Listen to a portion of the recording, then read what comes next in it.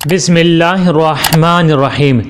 ناظرین حضرات، آپ کی خدمت میں احکام گروی، سامان کو گروی رکھنے کے احکام بیان کرنے جا رہے ہیں، اور اگر ابھی تک ہمارے اس چینل کو سبسکرائب نہیں کیا ہے تو ضرور کریں اور دوسروں کو ضرور شیئر کریں۔ آپ کا شیئر کرنا وہ تعلیم حاصل کر سکتا ہے اور ثواب بھی ہے۔ پہلا سوال، گروی سامان لینے والا کیا گروی مال یا سامان کو خود گروی رکھوانے والے کو کرائے پر دے سکتا ہے؟ کوئی شخص سامان گروی رکھے اور خود اس کو کرائے پر رکھوائے تو کوئی حرج ہے کیا؟ نہیں۔ جواب، جو چیز اس کے پاس رکھی گئی ہے وہ اس کا مالک نہیں ہے، بلکہ وہ مال یا سامان گروی رکھوانے والے کی ملکیت ہے، اور وہ صرف اس میں گروی رکھنے کی شرطوں کے مطابق تصرف کر سکتا ہے۔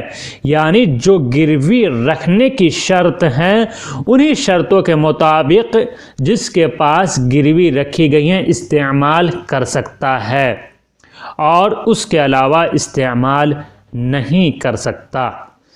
دوسرا سوال، مسجد کے سامان کو کرائے پر دینا کیسا ہے؟ جواب، مسجد کے استعمال کے لیے کرایہ لینا جائز نہیں ہے۔ اگر کوئی شخص مسجد میں مجلس کرائے اور مسجد کا کرایہ لے تو وہ جائز نہیں ہے۔ ہاں، جو چیز مسجد کے لیے وقف ہے جیسے فرش، چراغ، مائک وغیرہ، اگر ان چیزوں کا وقف کرنا ایسی چیزوں کو شامل کرتا ہو تو وہاں پر مجلس وغیرہ کرنے کے لیے ان چیزوں کا کرایہ لے سکتا ہے۔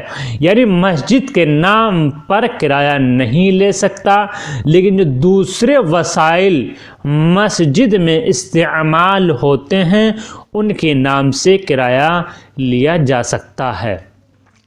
تیسرا سوال، بینک یا کسی ادارے میں کام کرنے والے کے روزانے کے کاموں کا ایک حصہ ربا والے، سود والے، قرض یا دوسرے حرام فعل سے مربوط ہو جاتا ہے۔ جیسے سود لینا، یہ حرام ہے، اور بینک کا کام کرنے والا سود کا کام بھی انجام دے گا، تو اصل کام اور اس کے لیے اجرت لینے کا کیا حکم ہے؟ یعنی وہ کام جس میں سود والا کام ہے وہ بھی وہ انجام دے رہا ہو، اور دوسرے کام جو حلال کام ہے بینک کے وہ بھی انجام دے رہا ہو، تو اس کا اجرت لینا کیسا ہے؟ جو انکم اس کو مل رہی ہے وہ حلال ہے یا حرام؟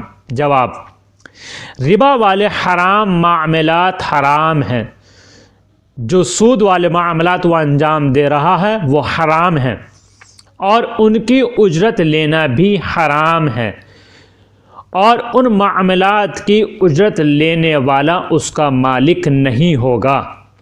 یعنی سود والے کام جو انجام دے گا بینک میں اس کی اجرت لینا، وہ کام کرنا حرام ہے۔ چوتھا سوال، بعض صابن پر لکھا ہوتا ہے کہ اس میں خنزیر یا دوسرے تزکیہ نہ شدہ حیوانوں کی چربی استعمال کی گئی ہے، حرام جانور کی چربی استعمال کی گئی ہے۔ ہمیں نہیں معلوم کہ وہ چربی کسی دوسری چیز میں استحالہ ہو گئی ہے یا نہیں، کیا ایسا صابن پاک ہے؟ جواب، اگر ہمیں اس بات کا علم ہو کہ اس صابن میں سور یا مردہ اور غیر مزکی جانور کی چربی استعمال کی گئی ہے تو ایسا صابن نجس ہے۔ جو حرام جانور ہو یا شرعی طریقے سے ذبح نہ کیا گیا ہو، اس کی چربی اس میں استعمال کی گئی ہو تو ایسا صابن نجس ہے، مگر یہ کہ اس بات کا یقین ہو جائے کہ قطعی اور یقینی طور پر اس کا استحالہ ہو چکا ہے۔ اگرچہ ایسے صابنوں میں استحالہ ہو جانا مسلم طور پر معلوم نہیں ہوتا ہے۔